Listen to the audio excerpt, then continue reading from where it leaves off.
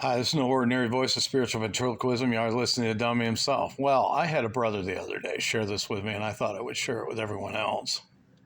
And so this is not something I found by myself, but read it, and it was quite amazing. And I said something on it about Facebook and quoted it directly, but I'll just kind of paraphrase quote it right here. And it was an excerpt from Sigmund Freud, and it was about groups and leaders. Where do we get the concept of choosing leaders? Where do women get the concept of maybe choosing a husband? And how boys end up choosing leaders in their adulthood. Okay. And it was a quote by Sigmund Freud, and he said, our choice or method of choosing leaders is influenced by our relationships, or I should say our position with our fathers as children. Okay, as children, we hold our fathers in awe. We hold our fathers in, there's a mixture of awe and fear, trust, and the desire for acceptance. And that's how we, allow ourselves to be submitted to our Father's will. Okay. And that's what happens in groups when we go into adulthood. Sigmund continues that it's pretty much on that same basis. We choose leaders in our adulthood based upon childhood archetypes or patterns of our childhood. Okay. So, we want to, we choose leaders because we think they're awesome. We hold them in awe.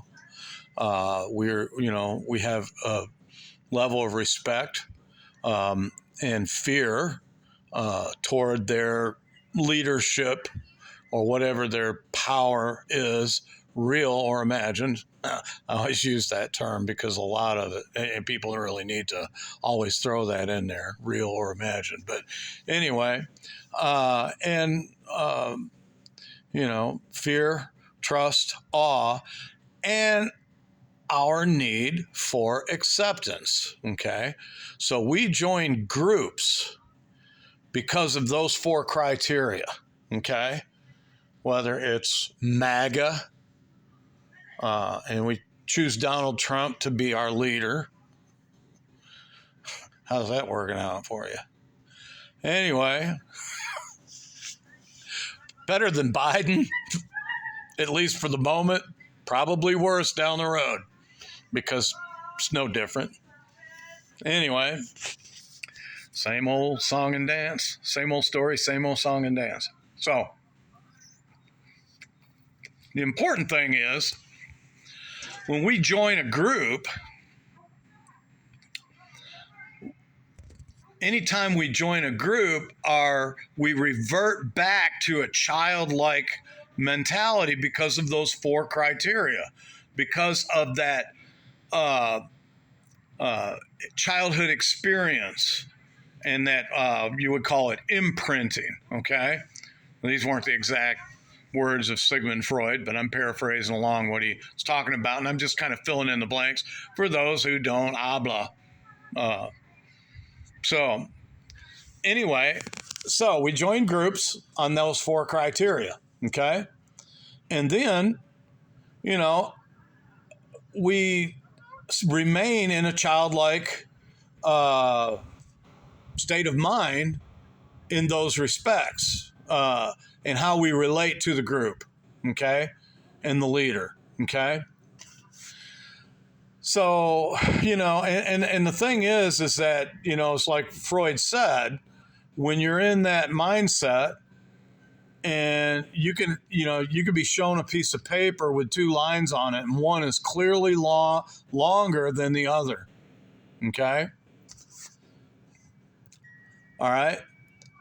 But because you're in that childlike mindset, And this is you've been fed a lot of information from other people in the group, disinformation, lies, falsehoods, exaggerations, misappropriations, misapplications of whatever is narrative that the leader is trying to put forward. You can't tell the difference between the two lines, even though one is clearly longer than the other. You can't see that. Okay? You could be a college educated person, all right? And you'll believe the words of the group, many of them strangers because, you're just there, right? Okay? You're building a familial construct that, you want to say it's a spiritual brotherhood. And that may very well be, but remember that's a group idea, okay? May or may not be true. May be real, may be imagined, okay? May start out with all the best intentions and end up with kind of a mess, okay?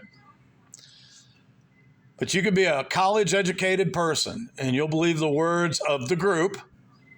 Many of them may be strangers because they don't really have your best interest in mind. They claim they do, but really they're there and joined the group. And the basis for them joining a group was out of their own self-interest because they never knew you. And you'll believe their words more than you'll believe your own eyes looking at that piece of paper with two different lines drawn on it. You can't tell the difference because, you're thinking like the group. You're thinking about their narrative. They're saying those lines are equal, They're equal, but one's clearly longer than the other. Hope something I said give you some understanding, because you really need to know that. You need to know yourself. You need to know about yourself. And you have to start acknowledging that you are not as grown up as you think you are. You're not as wise as you think you are. Oh, you were before you joined the group. Unfortunately, many of us was wise to do evil. But now you'll find out, are you good because you're in the group? Okay?